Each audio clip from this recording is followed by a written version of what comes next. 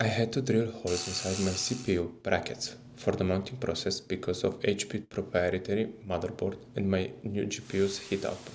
It's been almost a full year since I bought an RX 9060 XT, and today I'm breaking down the performance of the card, the problems I had along the way, and what happens when you put a modern GPU inside a pre-built HP tower not intended for this. To understand why I had to drill holes in my CPU brackets, you have to understand the limitation of the HP Z2 tower. 1 year ago I got this GPU on Black Friday for a great deal. I checked the specs as 1000 and everything was supposed to go well. And it did, for a while at least. You see, the HP tower comes with a single exhaust fan that is also 92mm size because why use a normal size one? The heat from the GPU was going upwards towards the stock cooler of the CPU, which was a blower style. That was not enough to cool it down when gaming. Worse, the heat was also getting to my M2 SSD that was sitting next to my PCI slot and there was no airflow over there. I had to engineer my own solutions. First, I had to buy a M2 heatsink. Second, I glued a 120mm fan from Be Quiet in the front panel because I had no other way of adding an intake fan for cold air. Third, I got rid of the exhaust fan that came with the HP and got myself a Be Quiet one again. This first fixed the SSD temperatures, but the CPU was still throttling hard, constantly at like 95 to 100 degrees in games. Because HP uses proprietary mounting holes, no aftermarket cooler was going to work, so I had to be creative. Here enters the humble drill. The idea was to space out the holes for the Intel brackets that came with the cooler enough so that they would fit with the holes of the motherboard. Then instead of using the Intel screws, I will use the AM4 or 5 ones because they are longer and fit better. It worked flawlessly for what junky engineering it truly is. After the cooler was installed, the temperature went down to like 60 to 65, locked no matter what I used the PC for. It's truly a night and day difference. Still, one problem persists. My second monitor is an old LG one that only has VGA support. Newer GPUs come with only HDMI DisplayPort, so connecting that would be a problem. Right now I'm using a VGA to HDMI cable. The issue? Sometimes when I turn off the secondary display, only use the main one with DisplayPort, Windows randomly plays the disconnected device sound and the main monitor stutters between 60 and 144 Hz. I've tried clean driver reinstalls and registry tweaks, nothing fixes it. If anyone solved this specific handshake glitch without just buying a new screen, drop your fix in the comments. Here are my current hardware specs.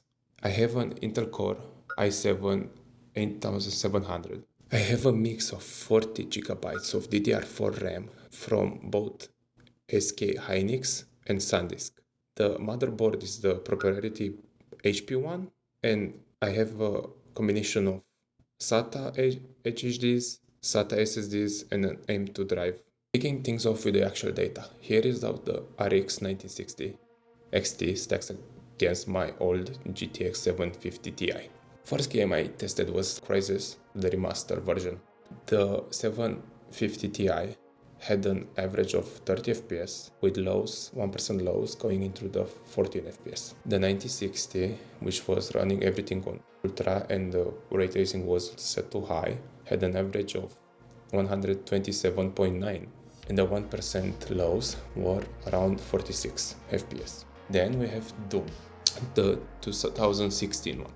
The 750 Ti had an average of 33 FPS and 1% lows of 26. The 9060 had an average of 144.9 and the 1% lows were around 67.6.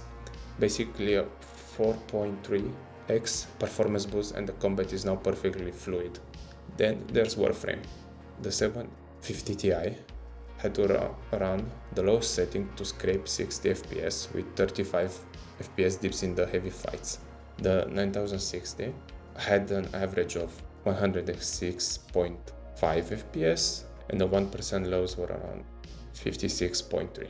Everything stays silky smooth and looks incredible instead of looking like absolute mud. Then we have ETS2. The 760 Ti barely held 60 FPS on low, frequently dropping to a stuttery 16 to 15 FPS, and the 9060 had a solid FPS lock, and the 1% lows never dipped below 30 even in the busiest cities. Now let's move to the modern demanding games. We start with the Call of Duty Modern Warfare 2, the remastered one. In Full HD, with everything set to ultra, the average was 97 FPS, and the 1% lows were around 56. The average is great, but the 1% lows clearly showed the CPU and RAM bandwidth struggling to feed the GPU. Then let's get to the Shadow of the Tomb Raider, because I wanted to test something with ray tracing as well. So in Full HD on Ultra, with ray tracing set to high, we got an average of 61 FPS and 40 FPS for the 1% lows. The in-game telemetry shows the GPU sitting well below 90% utilization here. This is pure CPU bottlenecking from the OEM problem. Metro Exodus PC Enhanced Edition. On Full HD Extreme with ray tracing set to high, we have 62 FPS on average and 41 FPS for the 1% lows. Full ray tracing running completely playable on a budget Prebuilt. Then the last one we tested was the GTA 5 Enhanced Edition. We tested it first just rasterized without any ray tracing. The average with everything on Ultra was around 70 FPS and the 1% lows were around 37. And when we turn on the ray tracing, it's not that much of a dip, at least I expected much worse. 59% FPS on average and 32 FPS on 1% lows. So the question is, why this specific GPU? I stalk local sales and combine store promotions with rewards point from being search of all places to grab this card during Black Friday for around 330 euros, down from 400 euros. In today's market, where the card hovers around 500, getting 60 gigabytes of modern VRAM at that price was unbeatable. So my three big reasons that drove this purchase are power and size. The TDP matches my stock HP power supply without needing an external PCU swap, and the physical dual fan cooler fits inside the cramped chassis. The 16 gigabytes of VRAM buffer with modern console ports regularly eating 10 to 12 gigabytes of VRAM. 8 gigabytes cards are already aging out, so 16 gives this build longevity. And driver maturity. AMD's software suite has been rock solid over the past 12 months with consistent performance updates, and from what I saw online, it usually ages like fine wine. Yeah, the HP motherboard limits me to PCI 3.0 speeds and lacks rebar support, leaving roughly 10 to 15% of the card's maximum performance on the table, but the real world gaming experience is still night and day. So, the final verdict, 1 year later, do I regret upgrading an OEM Prebuilt? Not for a second.